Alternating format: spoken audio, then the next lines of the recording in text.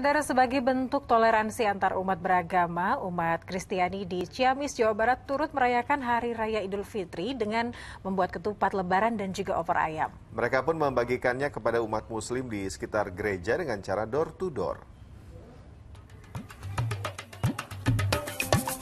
Puluhan lansia umat Kristiani di Gereja Katolik Santo Yohanes Ciamis, Jawa Barat ini tengah sibuk menyiapkan sajian makanan khas Hari Raya Idul Fitri, ketupat dan opor ayam. Mereka memasak dan menyajikan makanan khas Lebaran yang biasa disantap kaum muslimin di tanah air. Sedikitnya ada 70 paket ketupat Lebaran dan opor yang dikemas dalam wadah langsung dibagikan kepada warga umat muslim di sekitar gereja dengan cara door to door. Kegiatan ini merupakan bentuk perhatian umat Kristiani Ciamis kepada warga yang merayakan Hari Raya Idul Fitri tahun 2021. Kami lansia Gereja Katolik Santo Yohanes Ciamis turut merayakan Idul Fitri dengan membagikan ketupat, opor ayam kepada warga masyarakat di sekitar gereja. Kegiatan ini merupakan wujud rasa toleransi dan kerukunan antar umat beragama, khususnya di Kabupaten Ciamis. Tidak bisa dipungkiri ketupat Lebaran dari Gereja Katolik Santo Yohanes ini bisa dibilang sebagai wujud toleransi antar umat beragama di Kabupaten Ciamis. Eko Setiabudi melaporkan dari Kabupaten Ciamis, Jawa Barat. Bapak, Ibu, dan kaum muda yang terkasih, selamat pagi. Selamat pagi. Hari Raya Pentakosta adalah peristiwa yang dicatat dalam Kisah Para Rasul sebagai peristiwa di mana para murid dan semua orang yang percaya kepada Kristus itu mengalami kepenuhan Roh Kudus. Dari yang awalnya mengurung diri di dalam rumah karena ketakutan. Ketakutan kenapa? Karena Yesus mati mengenaskan, disalib. Nanti kalau saya keluar rumah, kumaha orang bisa dibantai. Malu dan gengsi. Yang tadinya bangga dengan kelompoknya, setiap kali ada Yesus, ribuan orang kumpul, satu kota datang, ribuan orang dikasih makan. Sekarang Yesusnya mati, malu mereka, mengurung diri dalam rumah saja. Dari situasi mental dan spiritual penuh dengan keraguan-raguan dan ketakutan, tidak berani keluar, kini menjadi tidak takut lagi dan semangat untuk terus bersaksi tentang Kristus yang sudah bangkit. Peristiwa Pentakosta, dari yang melempem sekarang penuh semangat, dari yang malas menjadi giat, yang takut menjadi berani.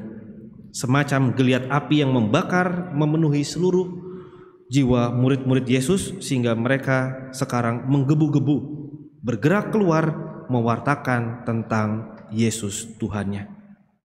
Nah, Bapak Ibu yang terkasih, sebenarnya situasi sebelum Pentakosta yang dialami para rasul mungkin mirip-mirip dengan situasi pandemi.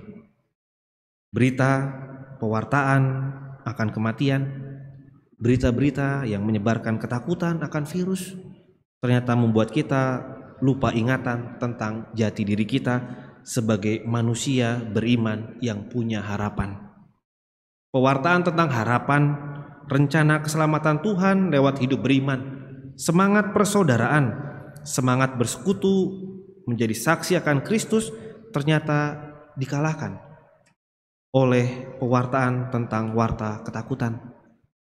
Mengurung diri saja di rumah, mentalitas yang berani sekarang melempem, yang tadinya mau berkorban kepada sesama sekarang berganti dengan keegoisan dan ketidakpedulian. Yang penting saya selamat, yang lain nanti saja.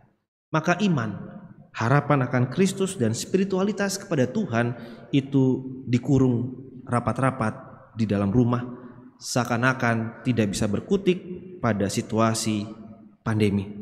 Isinya hanyalah ketakutan, dan seakan tidak ada harapan akan keselamatan. Bisa jadi situasi yang dialami para rasul sebelum Pentakosta ya seperti masa pandemi ini. Hanya saja mereka takut dan malu kepada banyak orang yang ada di luaran. Bisa jadi spiritualitas dan mental para rasul sebenarnya tidak seperti itu juga. Mungkin hanya ada 1, 2, 3 orang rasul yang mentalitasnya penuh dengan ketakutan berlebihan. Mungkin orang-orang tersebut karena mungkin temperamen, galak, pandai ngomong, akhirnya mempengaruhi rasul-rasul yang lain yang mungkin sebenarnya tidak takut-takut amat untuk mewartakan Yesus yang memang sudah mati tetapi sudah bangkit. Bisa jadi situasinya seperti sekarang. Dengan ketakutan yang berlebihan, malah virus itu diwartakan dan membuat seluruhnya menjadi ketakutan. Dalam situasi sekarang mungkin kita punya pengalaman bagaimana dalam masa pandemi banyak orang yang sebenarnya takut, ragu-ragu, tetapi dia memaksa orang lain untuk juga takut dan ragu-ragu seperti dirinya. Dia memakai protokoler versi dirinya dan memaksa orang lain juga memakai protokoler sesuai dengan dirinya. Banyak, misalkan saja sederhana, di gereja lansia tidak boleh ke gereja, jangan dipaksain lansia ke gereja. Ini gereja Ciamis gimana? Malah setengahnya lansia semua, nggak bener ini misalkan kan. Harusnya lansia di rumah saja. Siapa lansia? Banyak kan? Ini pasturnya nggak bener ini. Protokolernya gimana? Lansia nggak boleh ke gereja. Malah ini disuruh ke gereja. Telepon uskup ah.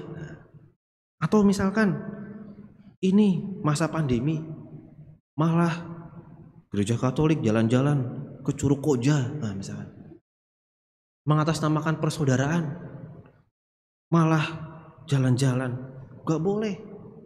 Akhirnya pewartaannya yang jelek disampaikan. Ziarah lagi, sudah tahu nggak boleh, malah pergi ziarah ke Gunung Galunggung malah misalkan.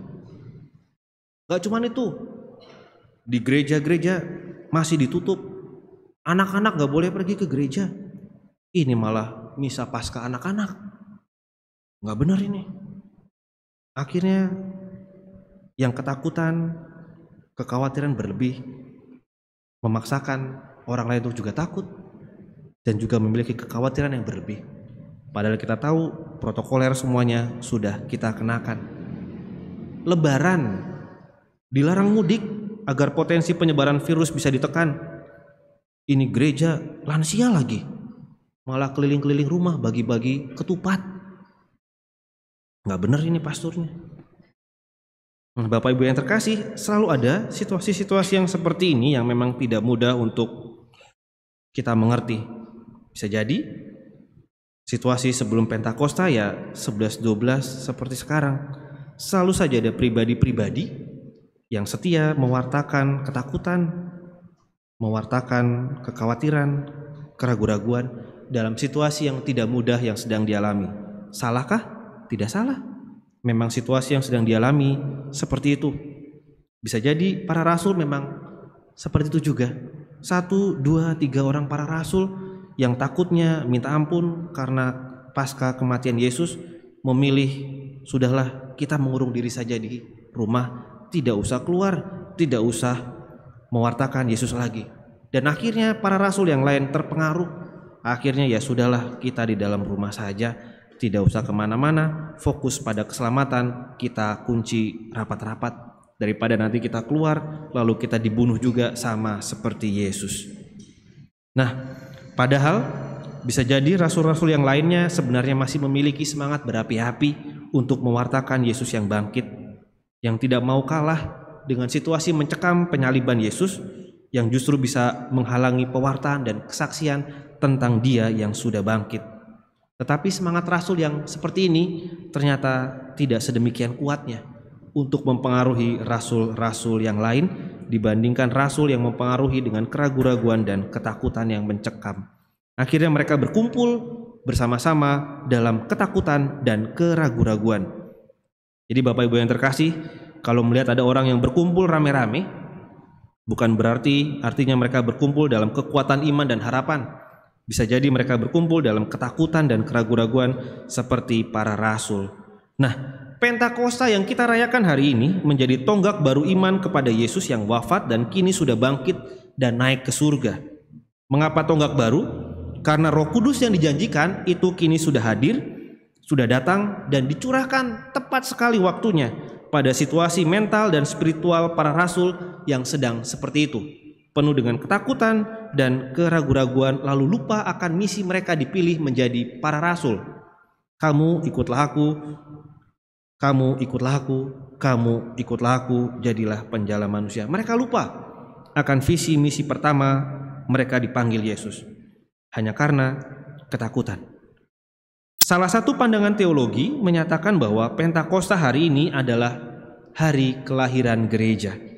Saat terbentuknya gereja yang dijiwai oleh Roh Kudus untuk mewartakan Injil ke berbagai penjuru dunia dalam berbagai bahasa.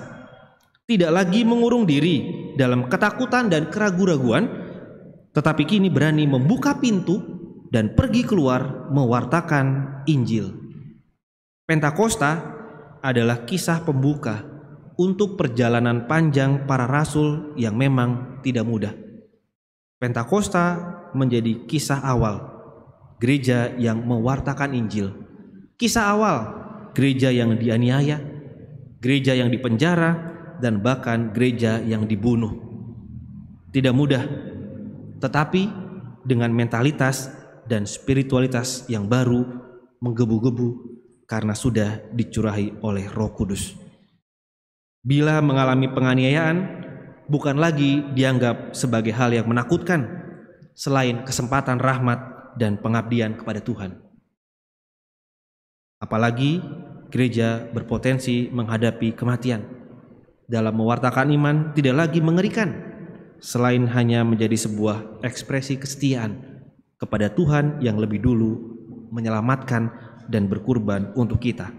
Maka Bapak dan Ibu yang terkasih, ingatlah Pentakosta adalah kisah pembuka untuk perjalanan panjang dan berat yang dilalui gereja sejak dulu sampai saat ini, di mana kemudian kita meneruskan kobaran api Roh Kudus tersebut hingga sampai di Ciamis ini. Dengan stasi-stasi kita, Roh Kudus yang sama terus terpelihara dan dijaga sampai sekarang. Kita adalah bagian dari perjalanan panjang itu.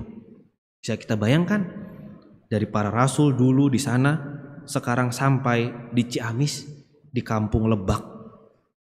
Kita pun dihembusi Roh Kudus lewat baptisan yang kita terima, dan kita kini mengemban misi seperti para rasul.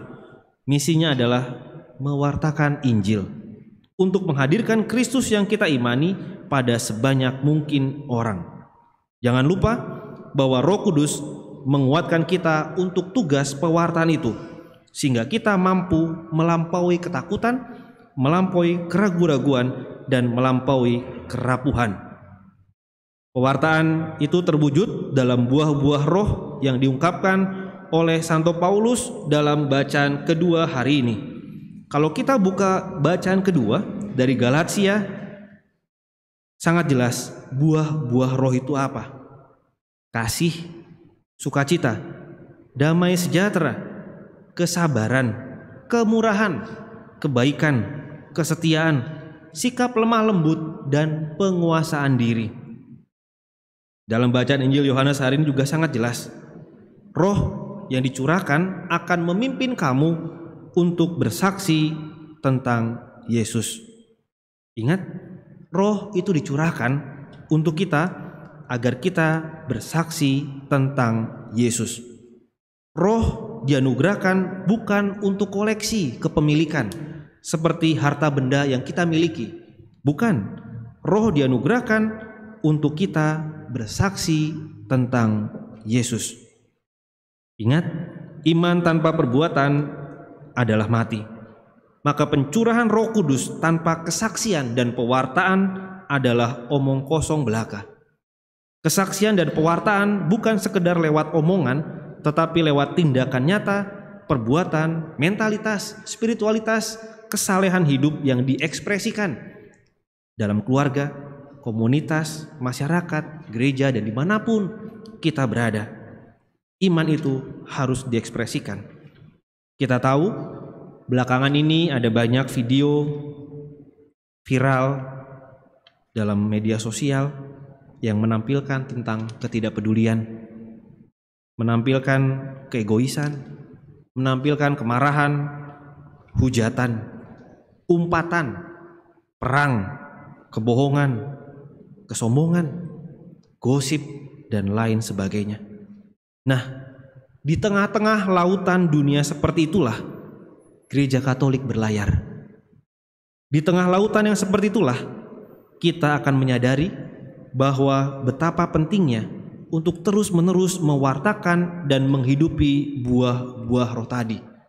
Untuk terus mewartakan dan menghidupi kasih, sukacita, damai sejahtera, kesabaran, kemurahan hati, kebaikan, kesetiaan, sikap lemah lembut, dan penguasaan diri. Betapa pentingnya untuk terus-menerus mewartakan itu semua di tengah dunia yang seperti ini. Banyak orang berusaha meyakinkan kita bahwa buah-buah roh itu adalah sikap yang lembek, lemah, membosankan, tidak progresif, tidak seru. Dunia lagi rame menampilkan peperangan, malah kita diajak mewartakan kedamaian. Gak seru.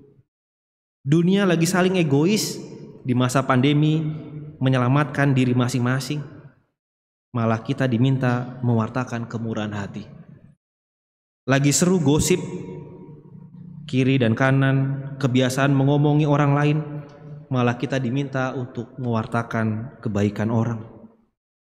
Lagi seru-seruan, cerita, berita, warta tentang perceraian, perselingkuhan, malah kita diajak untuk terus-menerus mewartakan kesetiaan. Lagi rame-rame iman kita dihujat, dilecehkan, malah kita diminta untuk terus mewartakan kelemah lembutan bagi mereka semua. Nah, inilah buah-buah roh yang harus terus-menerus kita wartakan sebagai orang-orang beriman yang katanya sudah dicurahi oleh Roh Kudus-Nya. Jadi kalau kita justru mewartakan yang bukan dari buah-buah roh, berarti jangan-jangan bukan Roh Kudus yang tercurahkan, tetapi roh yang lain. Jangan takut, tetaplah menghidupinya. Kita sudah melihat sendiri bagaimana pameran kekuatan, pameran kekuasaan, unjuk kebencian dan permusuhan justru melahirkan penderitaan bagi banyak orang. Kita sudah melihat sendiri dalam sejarah dunia ketidakpedulian, masa bodoh kepada sesama, ketidakpedulian karena pandemi, keegoisan, kesombongan, ketidaksetiaan juga melahirkan banyak kesengsaraan. Maka ingatlah, di tengah lautan dunia seperti itulah gereja kita berlayar. Berlayar dan terus berlayar. Maka jadilah gereja yang hidup, yang terus berlayar, bergerak, bersaksi tentang Yesus, mewartakan dan menghidupi buah-buah Roh Kudus. Bagi kita semua yang masih takut berlayar, mewartakan dan menghidupi buah roh karena alasan takut ombak atau takut potensi kematian, cobalah membuka diri pada karya Roh Kudus. Biarkanlah Roh Allah meraja dalam hidup kita, dan biarkanlah Dia sendiri yang memberikan kekuatan bagi kita untuk mengarungi lautan kehidupan ini. Bagi yang sungguh-sungguh sudah merasakan sapaan dan semangat roh dalam hidupnya, teruslah berlayar dengan rasa syukur, berlayarlah dengan hati dan penuh kehati-hatian dalam mewartakan dan menghidupi buah roh tersebut, sehingga semakin banyak jiwa yang tersapa dan terselamatkan oleh karena kita. Hari ini gereja berulang tahun. Sebagaimana kalau ada yang ulang tahun, kita diminta untuk make a wish. Buatlah permohonan pada hari ulang tahun. Maka pada peringatan kelahiran gereja hari ini, buatlah permohonan juga. Agar apa? Agar gereja selalu setia menghidupi buah-buah roh di lautan yang keruh dan penuh dengan gelombang zaman ini.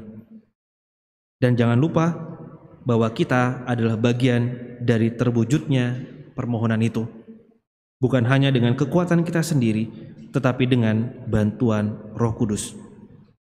Kalau biasanya habis make a wish, api kue ulang tahun ditiup, kalau untuk ulang tahun gereja jangan ditiup. Karena api cinta gereja adalah lidah api Roh Kudus. Biarlah api itu tetap menyala dalam diri kita semua, agar hati kita senantiasa terang, senantiasa hangat, memberikan kekuatan, mewartakan kasih dan kesetiaan Tuhan dalam hidup kita. Maka pesan Paulus kepada jemaat di Roma bab 12 ayat 11 dan juga kepada jemaat di Ciamis pada hari Pentakosta ini bisa menjadi penutup tahun liturgi dan renungan Pentakosta. Janganlah kerajinanmu untuk mewartakan Kristus menjadi kendor. Biarlah rohmu menyala-nyala terus dan layanilah Tuhan. Kemuliaan pada Bapa dan Putra dan Roh Kudus.